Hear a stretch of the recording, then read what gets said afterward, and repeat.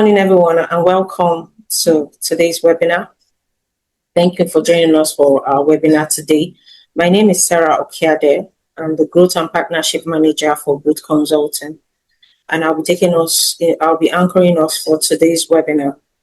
Our webinar topic for today is why leaders feel far away and followers feel the weight. Many organizations do not lack leadership activities. We normally have town hall meetings, dashboard, training programs, and internal communications, yet many teams still feel unheard, unseen, unsupported, and disconnected from the people making decisions that affect their work. So this is the tension we're going to be examining today. This is not a discussion about communication. It's going to be a deeper conversation about leadership distance as a structural, as a cultural and organizational issue, and what leaders can do to close that gap without losing their authority or their focus. Before proceeding with today's webinar, I'd like to lay some ground rules for all attendees. If anyone has any question, kindly raise your hands by using the icon, introduce yourself and where you're joining us from. And all speech also should be with decorum. Our first speaker for the webinar today is a leadership and management expert and founder of Growth Management Consulting.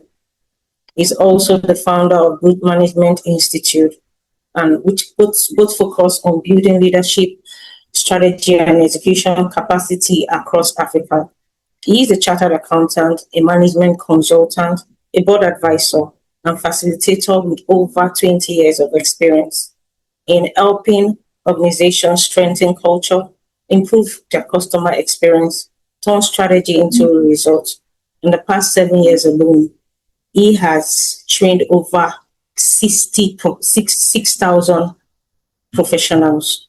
He holds a PhD in information system management from the Walden University.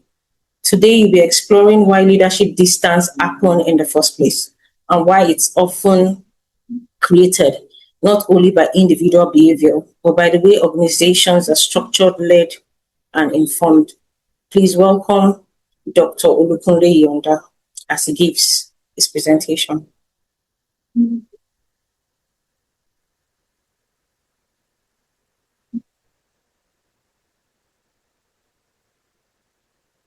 Doctor, are you there? All right. Thank you so much, Sarah, for that brief introduction. As we wait for people to join, we try to ensure that we keep the time. So it's going to be 11. So let's just start. I will be talking about why leaders, become distant, even when they mean well. And for those of us who are leaders, sometimes you just think that, well, I try my best, but why is still, a distance? And that's what I'll be looking at. You must have heard that he said he's always very lonely at the top. We are all familiar with that terms of being lonely at the top. So when we say lonely at the top, what exactly are we talking about? Because it is expected that at the top you have a lot of friends, you have a lot of individuals who come to you. You have workers who some of them will even bootlick, and what have you. So in that situation, how can you still say that it is lonely at the top? It's lonely not because leaders are alone. It's lonely because power do change, and it change people. And what people are willing to say when they are before power. And that is why, and what is lonely at the top is that, candor and truth sometimes is very, very lonely. It doesn't get to leaders as it should get. And that's why we say sometimes it can be very lonely, at the top. And what is leadership distance anyway? Which is what we need to be looking at today. That when we say leadership distance, is the gap between what a leader thinks and what the employee are actually experiencing or what the followers the subordinate are experiencing. And there's a difference between feelings and reality. Okay, so when we talk about feeling, I have the feeling that they are okay. Yes, but on the other hand, the follower, the subordinate, in reality are not feeling okay. So how do you bridge that distance as a leader? And how do we recognize when distance happens? When your team feel unheard, when they seem not connected, when they feel that what they say doesn't really matter, then you know that there's a distance. And also is the fact that bad news do travel very slowly. And you know what I'm trying to talk about. If you are a salesperson and you didn't do well in a particular month, and the reason why you didn't do well is obvious to you, but how do you present it? You discover that we just filter it, and filter it and what have you. Then also is leaders like clean stories. They like stories that deserve, applause. Then, what about when employee also stops speaking very candidly? These are all the issues that we have, in organization. And there are 5 makers of distance. Number 1 is the fact that hierarchy edit the truth. I'm going to show us a picture that kind of depicts that kind of let us see that indeed hierarchy do alter or edit the truth, that information do get filtered at every layers. Another one is the fact that power attracts performance, that people perform more and they speak less of truth. And what that means is that, well, it's just to get my job done. So the job performance now becomes like tick the box, get it done, keep quiet, mind your own business, and what have you. The third point here is competence do silence dissent, especially where you have strong leaders in the room. And the strong leaders in the room sometimes can be the smartest. They appear like, the smartest in the room. In situations like that, what you see is that subordinates begin to keep quiet. They begin to just say, well, let me just watch. And also is what I call business mimic presence. When we think that movement or access is the same thing as connection. People will flock to your office, as a leader, but are they connected? Is a question that we need to ask. And the last point, that I have in here is where the system punish the truth, where we tend to reward smooth reporting, nice dashboard, where the KPI, is saying, all the good things that we want to say. Then you discover that these are things that actually lead to distance. I believe that we are familiar with the stories of the Challenger in 1986. The Challenger happened to be a space shuttle, and there were about 8 crew that went there. The woman there happened to be a science, teacher in a high school. And America designed it as a way of trying to inspire future space travelers. But within 8 seconds of the lift up, the Challenger just busted into flames. And they set up a commission. You have the Roger Commission. And the findings of the Roger Commission, where it is true that what make the Challenger to bust is what they call the O-rings. And the O-ring probably cost less than $10. And the whole program itself is about 2.something billion. Who would have thought that something as small as O-ring will lead to a disaster? And this is what they established: poor communication, that there is failure in communication. They also established that incomplete and sometimes misleading information as some of the issues that lead to it. But look at the third one, is a management structure that allow flight safety concern to bypass key shuttle managers. So you have safety concerns, but you have a system where it bypass the safety, managers. So Hierarchy do distort. If you look at this diagram, you see that at the ground floor, you have a lot of people there, but it gets smaller and smaller until you get to the upper limit. Because the higher the truth travel, the more it changes. We must get that the higher the truth travel, the more the truth changes, the more we begin to, bring different colors, to it. And people begin to self-edit in order to stay safe. They begin to protect colleagues because they don't want colleagues to, look bad. And they try to avoid unnecessary conflict. So what happens is bad news get filtered, facts get delayed, or we get it softened, or we repackage it. And content sometimes is also lost. And you also have the issue of where you have delay multiples, that by the time the truth or the fact gets to the top, it's already late. Okay? So these are some of the hierarchies, that as you grow, there is always distortions, that come with growth. And that is why sometimes a leader may be flogged with different people, but you may not actually be exposed, to the real truth. And that is a major problem in any organization. And leaders also always misread. They misread the body language. They misread the temperature, in the room. We must know that access is not the same thing as trust. The fact that your subordinate can have access to your office, we say open door. The fact that they have access to your office does not necessarily mean that they trust you. And the fact that there is visibility does not mean that there is a connection. And the fact that they decide to keep quiet in meetings does not mean alignment. It doesn't mean that they agree, with what you are saying. And the last one is compliance.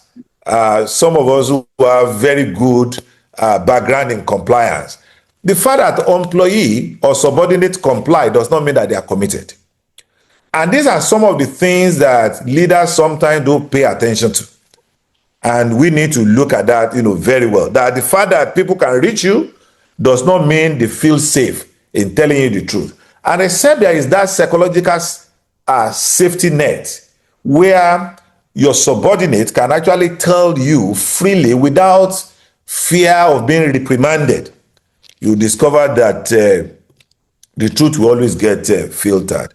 And I say that there is a business cost to leadership distance. And that business cost is what I would call an execution task. Execution tasks that come in form of weak trust. They don't trust you. Then there is a poor executions. Then there is a slower problem detections. So problem happen in organization, but we don't detect it. Then it kills initiatives in employees. And the last thing is, everybody always talk about culture in organization. So the last thing is culture fatigue. And that lead me to a Toyota principle that is called andon. And what Toyota introduced was they have a line. You have the manufacturing line, the production line. And at each line, there is this red lever. And what it does is, as production continues, if anybody feels that there is a problem somewhere along the production, it doesn't matter your level, all you need to do is just to pull that lever.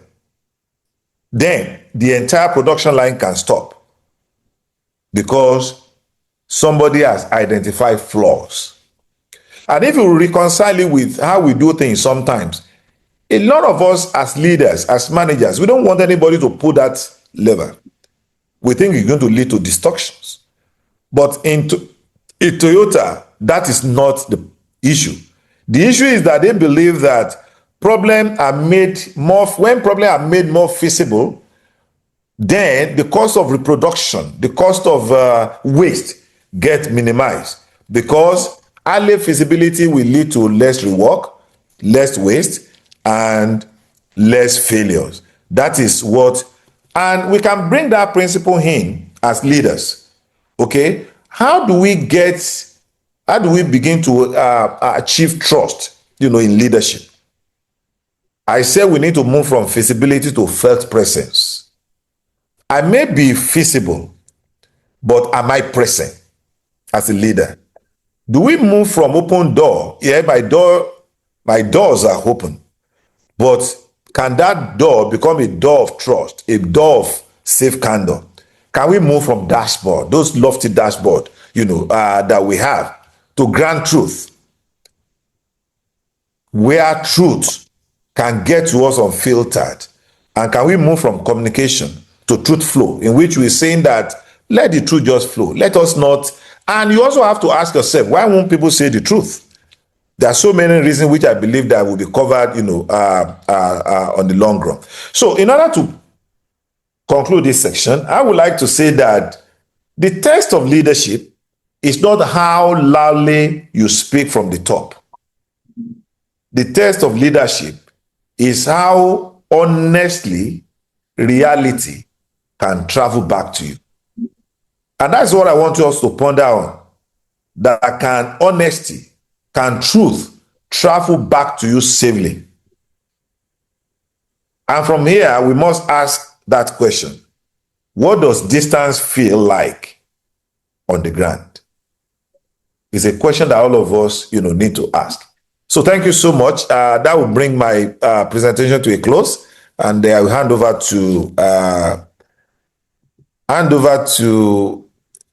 Sarah now to continue. Thank you.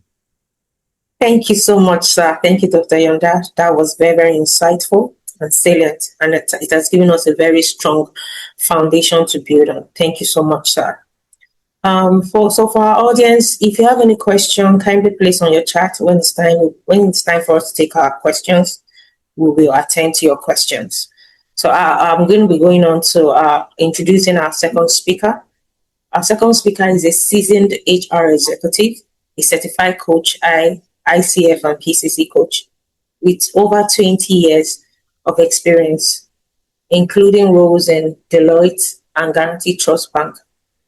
She's now a CHRO at Canary Point Holdings, and she focuses on aligning leadership with employee experience, building coaching cultures, and using HR analytics to help organizations meet performance demand. She'll be taking us into a lived experience of leadership distance and how it is felt by teams, what leaders often miss, and what practical step can help rebuild trust and connection. Please help welcome Eho Ame Oji.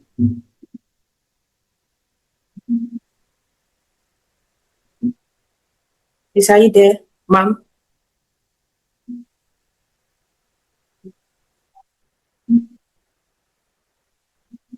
Eho, are you there? I was actually speaking to mute. I said, thank you so much, Sarah. You're welcome. Thank you. All right. I'm happy to be here. Thank you so much, Dr. Yonda. You've done so much justice to this. And I was just saying to myself, it would seem like we've compared notes. But anyways, it's very, very related. But I'll be looking at this from the lens of the people, right? And from the lens of culture. So just hold this.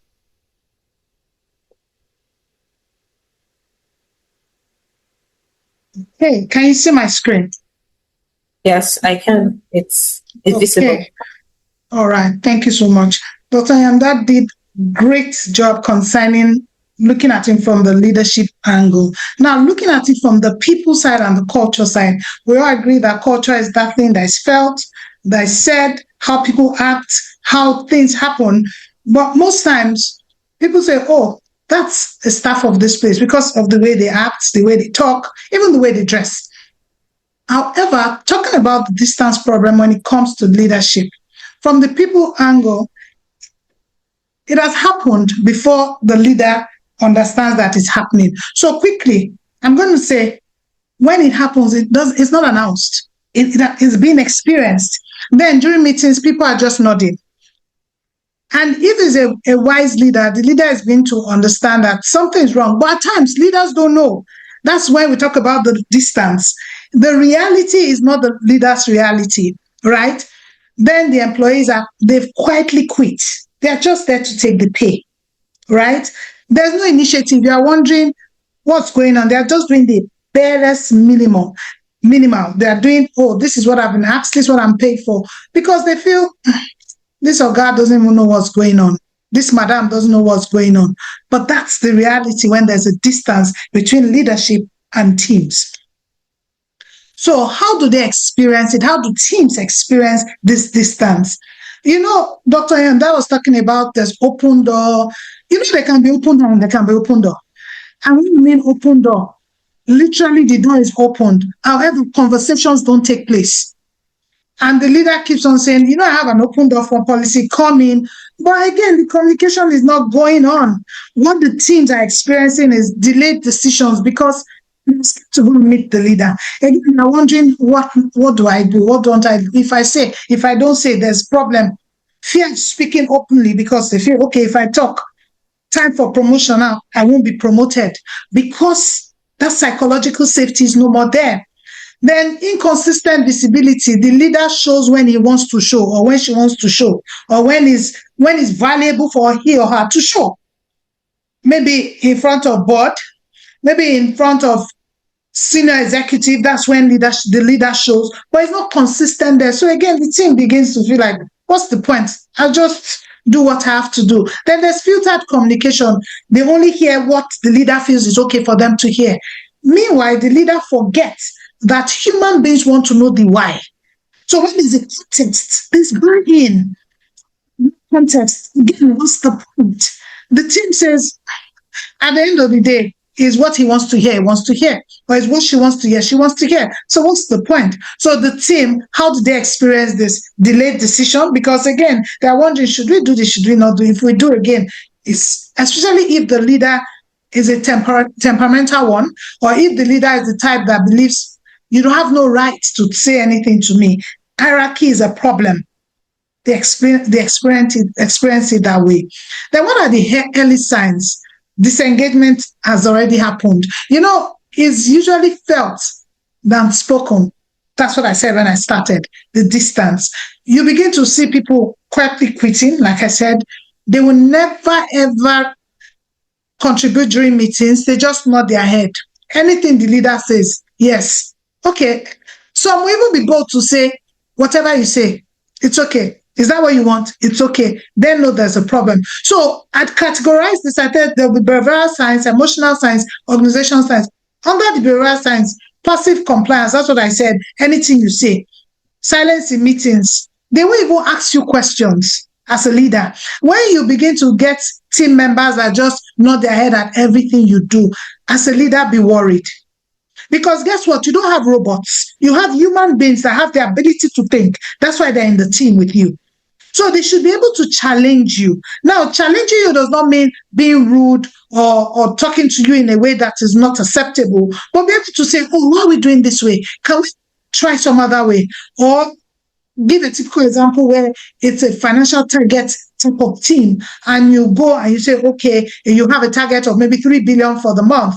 And you're saying, I think you should go to the government office, go to this, and you're just talking as the leader. You're not seeing the team members.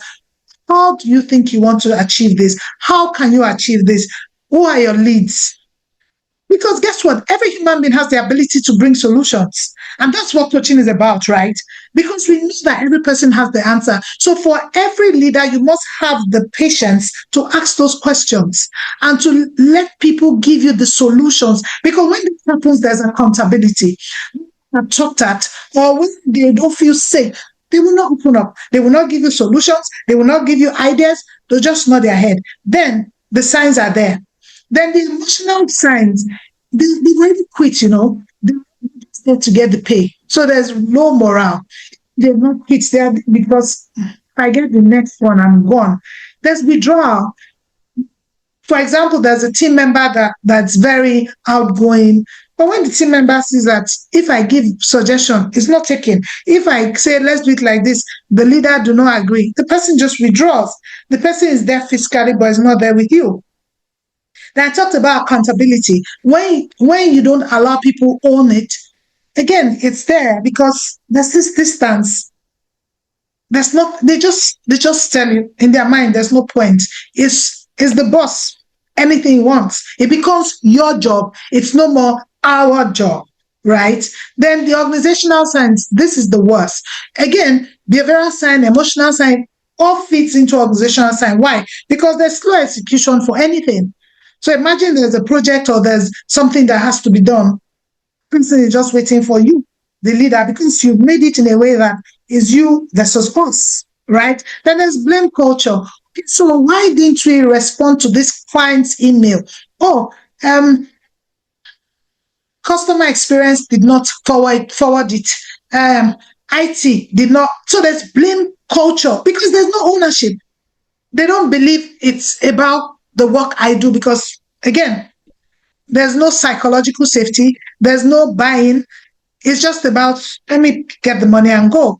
Then there's this, in fact, I talked about talent just quietly exiting. They're waiting for the next job. So you see the talent exits begin to show. And it starts to show months after they've exited. Quietly. They'll be there taking your money and all that. So these are early signs and which must be worked on. And we must watch out for.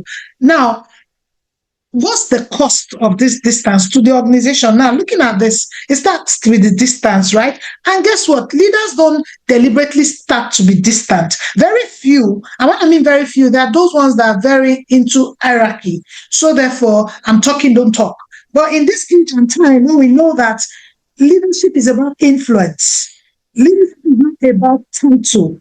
Leadership is not about the big corner space in the office. It's about the influence and to get results, right? So therefore, leaders post distance unknowingly, most times they don't know. One, maybe hierarchy. Two, you don't listen to your people and different things. The first thing that happens, trust erodes because there's no trust. They are worried. If I say something, Oga will be angry. If I talk like this, is a problem, is an appraiser issue. So therefore, that trust is no more there. And when there's no trust, is a problem. Then psychological safety, what does that mean? It means that, for example, I work in a place and I'm in that place because I believe that they have my back. My leader has my back. My leader is able to allow me work. And when I work, I'm recognized, I'm rewarded. And other than that, because I feel safe there, I'm able to then give my best. But when there's no psychological safety, again, they just do the very minimal. There is lower initiative, as in they will not even go out of their way to even think. Nobody wants to suggest because they're worried. If I suggest, it might be a problem. If I suggest and it backfires, remember, because there's a distance,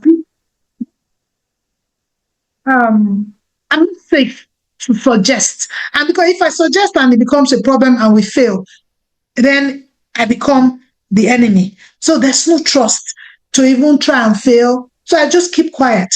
Of course, all this leads to weaker innovations. And what this happens, there's a problem with retaining talent. And we all know that when there's no talent, organizations can't do without people. So when they need people to carry the objectives of the organization, to impact bottom line, to respond to customers or clients, there's a problem, right? So this is what happens, the cost of leadership distance, trust erodes, less psychological safety, lower initiative, weaker innovations, which leads to talent retention problems, performance problems, and which will ultimately affect bottom line because human beings help to ensure that businesses achieve their goals.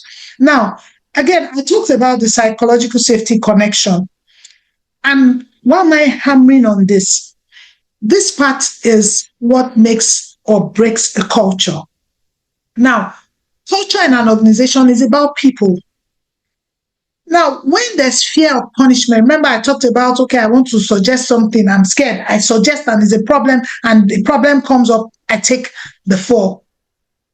This makes it even worse because I'm speaking up, I'm feeling, oh, I suggested this and it's a big problem. And truly the problem happens and they say, Eho suggested it. My leader do not take responsibility. My leader does not even shield me. Then I'm worried. It's best I just keep quiet. Fear of embarrassment. Again, because there's no psychological safety, I'm not vulnerable. I cannot be real with my team or my leader because I'm worried that I say something, it's a problem. I remember I was having a session with someone, she's in middle management, and she said she just doesn't like where she works. And I said, why? She said, because you will feel that your leader should be your, if not your cheerleader, but someone that would have your back, someone that won't throw you under the bus. She says her leader throws her under the bus for every reason. So therefore, she shows up at work because she has to show up and because she needs money. Now, that's one of the examples. The fear of being ignored. Excuse me, can we do it this way? My leader just does as if I'm not there. Some leaders are that petty, but that doesn't help the organization. That doesn't even help psychological safety because it makes the team member feel unheard, right? Fear that nothing changes. No matter what I do, it won't change. No matter what I say, it won't change. It's one of the things that causes psychological safety connection to weaken.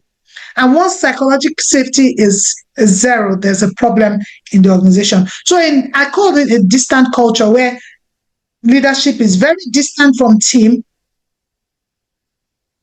Dr. Ayanda said something like this. He said, problem travels slowly. And truly, they will never let you know. You'll be there and you'll be deceiving yourself. I remember in one of my journeys, I call my career journeys, when I was in the bank, if you are the kind of line manager or leader that is not close to your people, they will just do circles around you. Why? They will manage you. And that's the truth. It will be at NPR that you'll be hearing the problem when you should have heard it and then to say, okay, because you have experience as the leader, so you should to feel like tried it. Okay, the customer is not paid back. Why? What have we done? Taking place, and at least some solution will have come now. But if you're the very distant leader, you will hear it, and while you're hearing it, other people are hearing, and then the most you can do is scream, which is not all right to be emotionally unintelligent and just have the meltdown because you felt like you've been embarrassed because you were not told these things. But these things happen because they are scared. Because the distance is there, there's nothing you can do if you don't try to bridge it or try to make them comfortable enough to let you know the truth. So when there's no psychological safety, is a problem. So how do leaders create this distance without meaning to? Remember, I'm looking at it from the people and the culture lens. Number one, leaders were always busy, right? We are always busy, rarely present for the important things. Now, when you have a team or you lead a team of people, you must bring out time to have with them.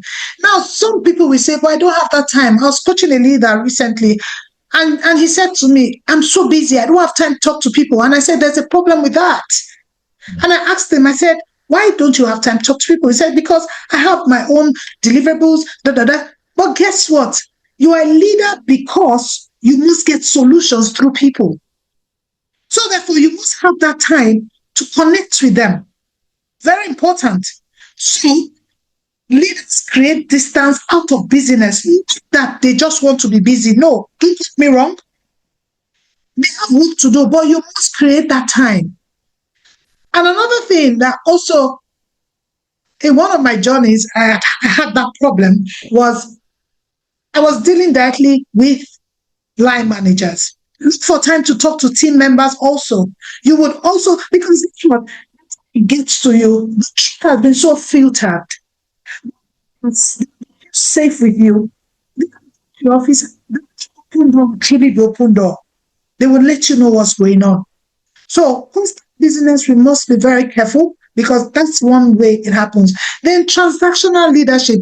I ask for something, give it to me. What are you doing? The timeline, the deadline.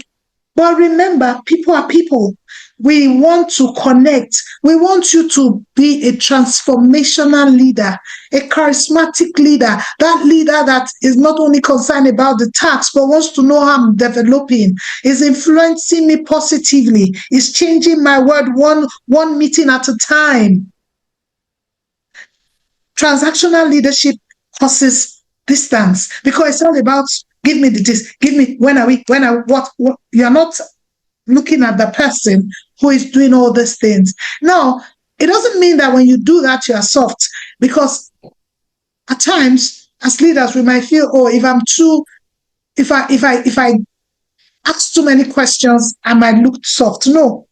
What you are doing is you're pushing them to buy into your leadership.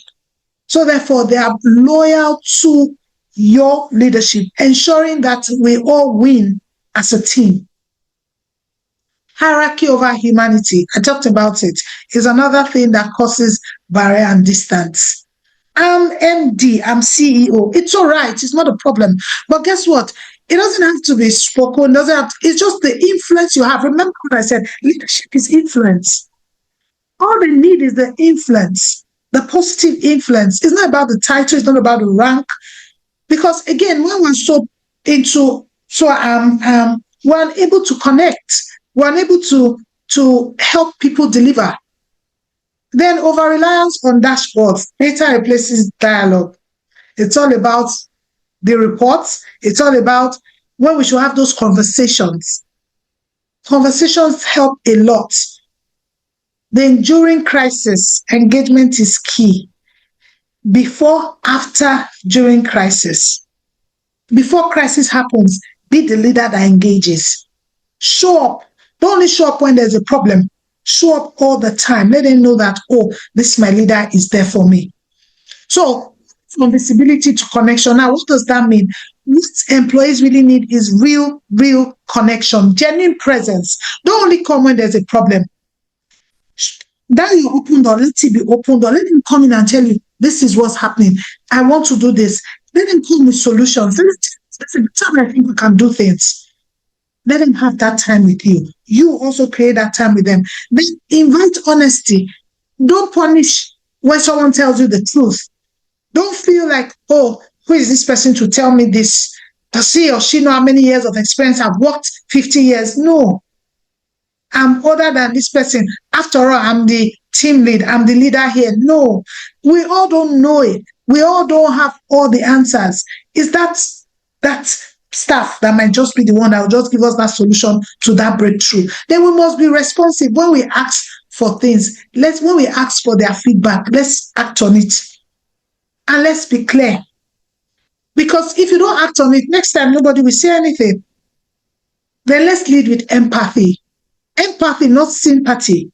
Now, sympathy means, oh, she can't come to work today. It's okay. Because, oh, it rained, she can't come to work. Tomorrow, she can't come to work. No. That's not empathy. Empathy is understanding the why. Because at times someone said to me, okay, so you said I should lead with empathy. So if she doesn't come to work, it's okay. I said, no, that's not okay. Responsibility as a leader is to find out why. Responsibility as an employee is to show up at work and to the work. Because you're not even helping. When you say, oh, because I'm leading with, that's not empathy. You're not helping the team member. Leading with empathy, it's an example. If someone is drowning, instead of you saying, oh, okay, throw something to help the person come out of that thing. So, for example, the person needs to meet people in an organization where you know somebody, but facilitate the introduction. It's not about, oh, you must go and bring the 1 billion. But you know somebody in Bank of Industry, you know somebody in Guarantee Trust Bank, facilitate that. You know somebody in that organization where they need our service, facilitate it. Because that's where your own connection comes in. So the team member is not wondering, how do we go about it? Now, you're not making the person lazy. You're just, there's a problem when the person gets the connection and do not act on it. So let's humanize leadership. There's simple routines, stand-up meetings, feedback, Ensure that there's feedback on the go all the time. Don't wait for end of year appraisal and write in one black book, then bring out the black book. And no, it doesn't make sense. So build systems, one-on-one feedback sessions, connect sessions, quarterly reviews, weekly reviews, just ensure. And when this is done, there's development ongoing for the employee, which translates to the organization getting better because those competencies and capabilities are being built in the employee. So what would leaders then do, and what do trusted leaders do to end this closeness, to ensure that this bridge, there's no bridge at all, but if there's bridge, one thing, stay curious, learn to understand, listen, ask those questions, let them talk so that you can hear what they are saying without saying it. So stay curious as a leader, create clarity, explain the why. I talked about this before. Give the context. Don't just like the boss. So therefore, I've said it. That's why the organization said. So give context. Give context. There's buying. They need to do what you want them to do. That's the truth. And they bring solutions. They're happy to say, okay, this can we try it like this? They will be happy to work more than you've asked them to because there's buying, there's ownership, right? Then be consistently accessible. Don't be available only when there's crisis or when there's problem or when the customer calls or when the MD of one company that we're working with calls. No, be consistently be accessible. Then they're able to come and meet you and say, oh, this was happening. Let me let you know what's going on. I had this challenge, but this is what I've done and all that. Then make people feel seen. Don't make it seem as if without you, I can't see you. I'm asking questions, you're ignoring me and all that. So for me, I would say that people don't expect leaders to be perfect. Please, let's understand that. What people need and what they want is just be present, be trustworthy, say what you mean, what you say. Walk the talk. Don't tell me things because I want to hear it as a team member. Let me know what it is that it should be. Carry me along. Don't throw me under the bus. Be present when I need you. I don't want you to be close to me or come and ask me questions when it's convenient. No. But what I want or what we want as employees is trusted leadership that is consistent, that is human and connected to reality. But at times, our leaders are so far away, they don't know what reality is. So thank you so much. That'll be the end of my presentation. Thank you so very much, Echoed. That was highly insightful and passionate. That was such a passionate delivery. Very passionate. Very passionate delivery. So thank you so much, and it was insightful. It really was. So do we have any questions in the audience? Do you have any questions for the speaker? Because I believe some of us are itching to ask. Yeah, I think I have one question by Adeola. Okay, so all right, I'll read the question now.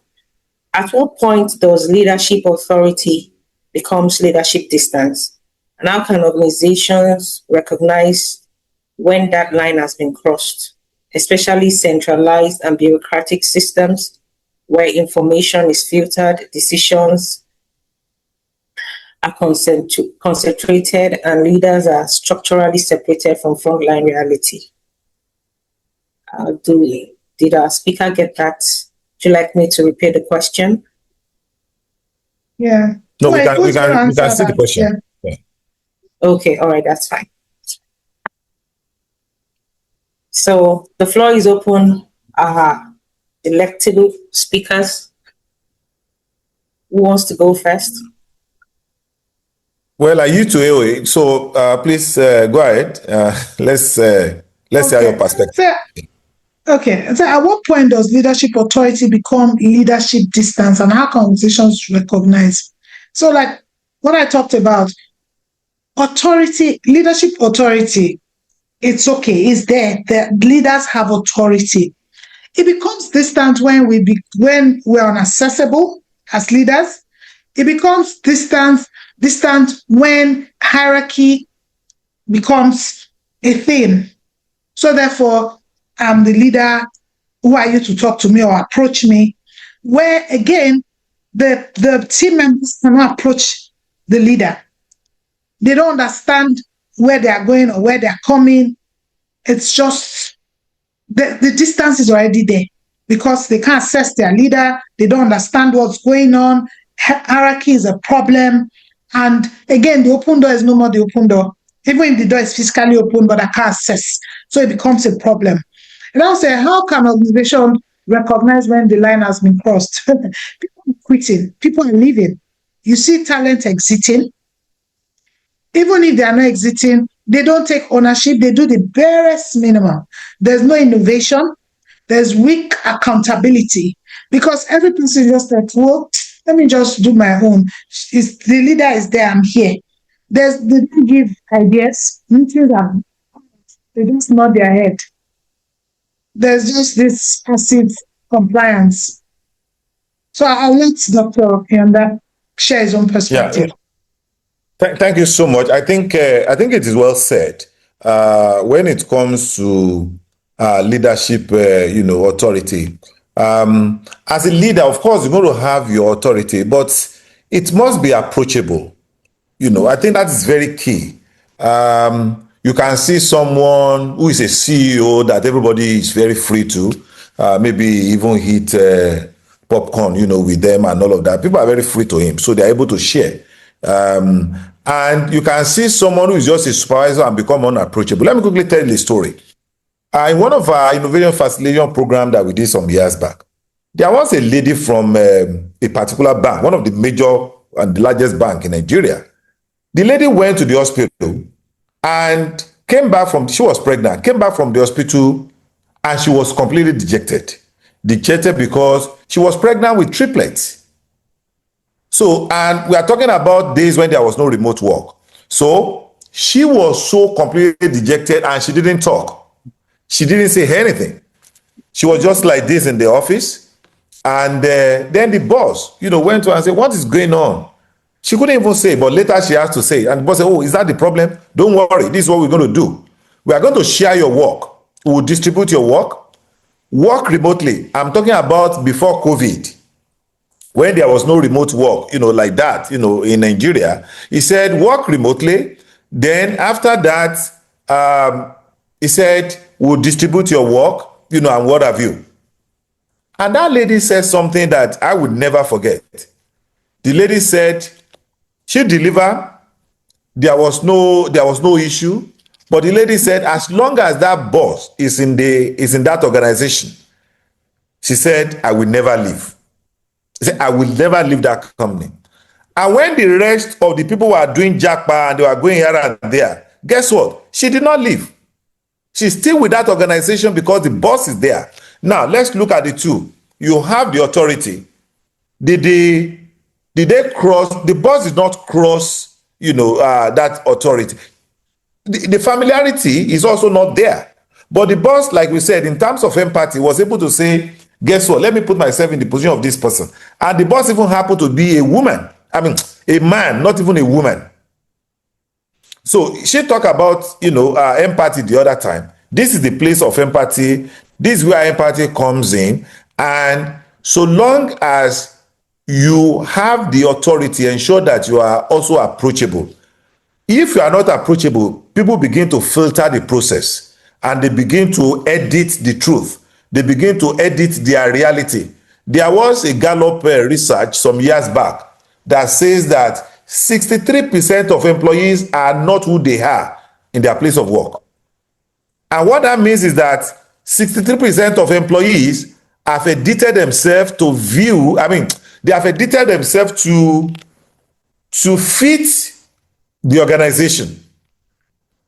All right, so that's the problem that we have in there. They have edited themselves. So we need to be very careful when we talk about, authority and leadership distance. The fact that you are the leader and you have the authority does not mean that you should become unapproachable. That is just what I would like to say to that. Thank you so much, Dr. And I was going to add something. People leave their managers, they don't leave organizations. That's the truth. Now, the story you just talked about the lady that had the triplets, forever should be loyal to that guy. That's the truth. And that's why I always say to leaders, I say, you're the front in HR. It's HR. Yeah. So what you do is what they see as the organization. Thank you so much for that. Thank you so much for that, Dr. Yonda. We're going to be taking the next question. I believe is on the screen. What do you think about unintentional micromanagement? Unintentional. So that means there's intentional then. I reckon there will be. I'm going to say that actually, for most leaders, when they micromanage, they don't even know. Most leaders don't know that so because I love the word that you said, unintentional. That when you are micromanaging, you may not even know. It could be a point of, I want you to do the best. I want you to do it this way. And I see myself falling into that most times. I've seen myself in reality that if you are asked to do something, if you are not doing it, I can just take it over myself and get it done, and all of that. We are not to be, when we talk about micromanagement, I like to use the word babysitting. So it's more like a babysitting. Okay, sometimes. An employee will distance themselves because they want to tell you that, look, I'm an adult. I know this thing. You employ me for this thing. Let me get it done. Let me do it. So if you are not allowing them to do it, what they just do is that they just quietly just leave you and let you have your way. So, yes, unintentional micromanagement is there, but you also have to know about your unconscious bias. That most times it comes from our unconscious bias. And that's why we need to take a step back and see what are the biases that I have. Maybe the bias that is not going to do it well. Maybe the bias that is going to do it late, and all of that. And in the process, you just discover that you begin to micromanage people for the job that they're supposed to do. And you know what's going to happen at the end of the day? Even you as a boss, you will now have burnout. And productivity is going to decrease in that organization. Yeah. Another thing with that is the team they'll continue to wait for you to give the solutions. Because anyway, it's going to do it like this. They will never want to think with their own brain, which they have. They will not own the process because you are constantly, it's unintentional. It's because it happens in founder-led organizations with high pressure. So we promised 8 clients and we need to deliver to those 8 clients under 1 week. So the leader just try this everything. Would not want to own the process. They won't want to think out of the box. They just say, I wait. So they'll wait for you to give them solutions. And it won't help the organization in the long run. So yeah, and I like this. Thank you so much. And there's another question I'm seeing here, moderator, that talks about how do you build listening infrastructure in an organization? I think that's very, very important. Listening infrastructure. I love that. I love that word. If there is no psychological safety in an organization, there cannot be, that organization is not going to be a listening organization. Let's just put it that way. The best way you can build that infrastructure is to ensure that you are a listening organization. Then how do you become a listening organization as a listening leader? You can only become that when there is no fear of reprimand, unnecessary reprimand. Are we together on that? Because I always, when I facilitate, innovation, and I will see CEO that we said, oh, we have to build a culture of innovation right now, blah, blah, blah, blah. And I would say that is the CEO actually ready to build that culture? I said, can the CEO put 5 billion naira on the ground and, just get a match, light it and burn it up and just walk away without feeling it? Because if you can't do that, then you cannot innovate. Because there's going to be a culture of failure. The best way you can build a listening infrastructure is to ensure that there is culture of experimentation in your organization. And the culture of experimentation, if you are in the lab, you don't know the result. And you will have done, you've practiced, you test. But if at every testing you are blaming somebody, say, okay, you did it last year. Oh, we gave you this. Guess what? They are going to just cleverly edit themselves and they become quiet. So the best way to build a listening organization is not by, and I love what you said here when we talk about escalation, that when there are too much escalation, is it a signal for leadership distance? I would say yes. I would say yes. Yeah. Because why escalation? We escalate because at a particular layer, the issue could not be resolved. Then we take it to another layer, and it goes to another layer, and it goes to another layer. But guess what? As you escalate, the truth is being edited in the process. So the reality is being edited in the process. So at the end of the day, we are not actually solving the problem. But where you have a culture of a listening culture where there's no fear of approaching the boss, there's no fear of, I have this idea, I'm trying to experiment with it, that organization becomes a listening organization. That is just, I don't know whether you have anything to add to that. You're very right. Now, I was reading somewhere, a listening organization is not the one that has infrastructures to hear. Like, oh, we have newsletters. No, it's not an organization that takes action after the employee has exited through exit interviews or when there's crisis. No, it's the organization that is conscious. So therefore, there's stay interview. So therefore, there's employee pulse surveys, and done consistently. That's walking around as many are walking around the office that they know the leader. The leader is not far on the 10th floor. It sounds funny, but it also brings that feeling of, oh, I can approach my leader. Because we're talking about here leadership distance, it also has to do with being able to approach, right? So understand what we are trying to do as an organization, that we don't want leadership to be far. Now, meaning the people sitting with the employees there, so they are being trained, they have the capability to ensure that this listening infrastructure, they have it, they understand what it means to listen to the organization, to the people that work with them, which again is the organization. Yeah, that's what I wanted to add. All right. Thank you so much. Those questions were really, really dealt with in such a way that clarified a lot of things. Yeah, we have one last question, but I don't think we will be able to take it. I think we'll be reaching out.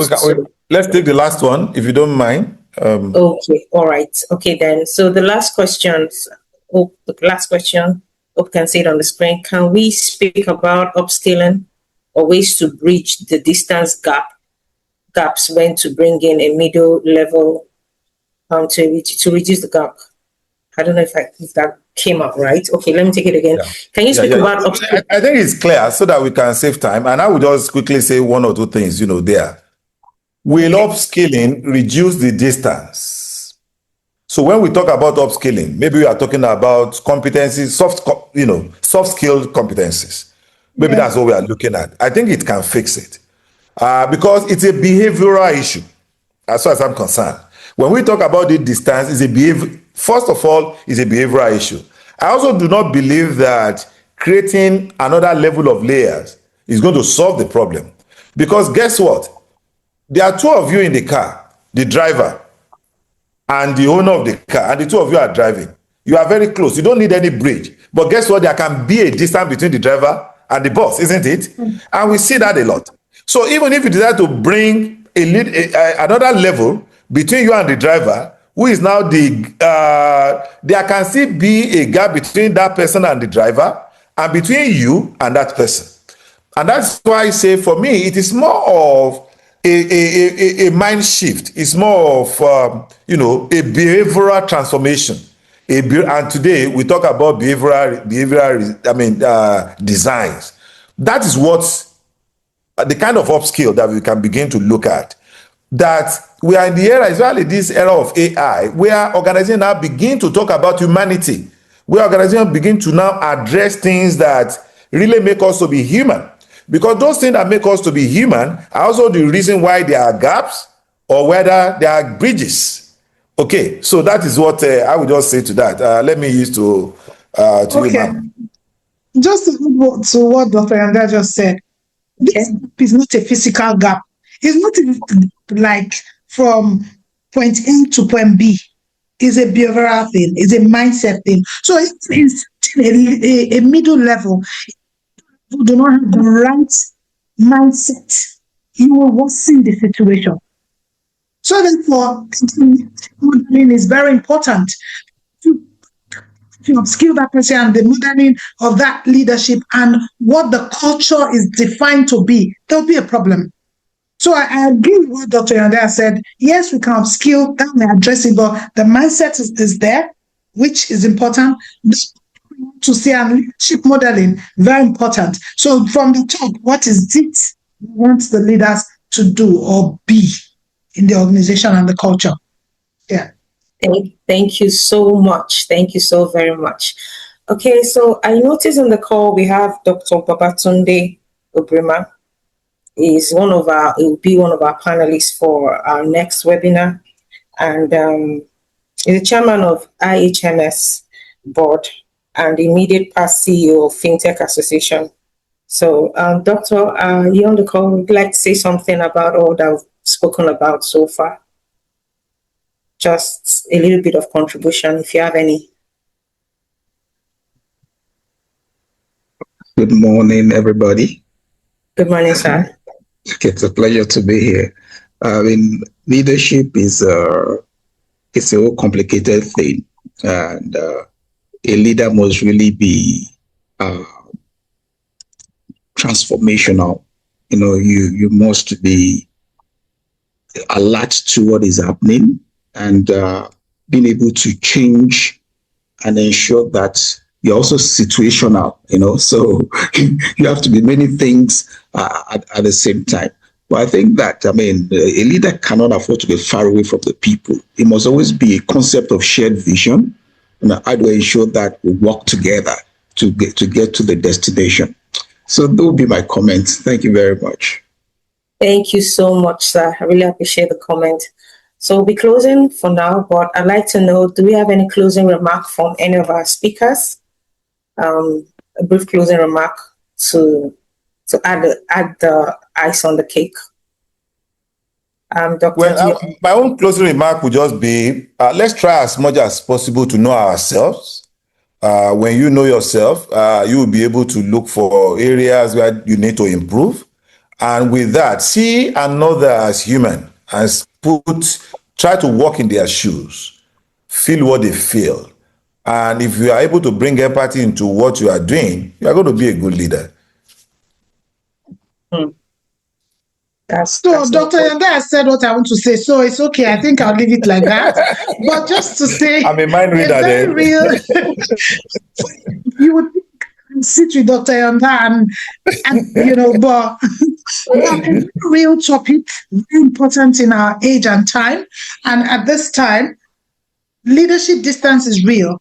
But as leaders, we must be empathetic. We must really do unto others what you want done unto you. And you have so much influence. Understand that. So therefore, that influence you must use right for your benefit, the organization's benefit, and the employee's benefit. Thank you. Thank you so much. That's a sound closing. I think we should have this collaboration again in the nearest future. That's so seamless and so in sync. So thank you so much. Thank you once again, our speakers. Thank you to all participants for joining us. Our next webinar topic for next month will be the board's blind spot, why AI governance is now a fiduciary duty and not an AI issue. And it's going to be coming up next month, to be precise, on the 24th of June. So please do well to attend. This is me extending another invitation to all participants. Before we go, a brief introduction about Brook Consulting, the company host of this webinar. We are a strategic capability and performance transformation firm. We are focused on helping organizations build human system required for sustained growth and execution excellence. So our firm works at the intersection of talent development, leadership effectiveness, performance culture, and organizational transformation. So we design intervention that translate business strategy into measurable workforce performances. So do well to follow us on our social media pages as shown on your screen. So my name remains Sarah Okiade, the Growth and Partnership Manager for Growth Consulting. And this is where I draw the curtains and say, see you next month. Bye, everyone.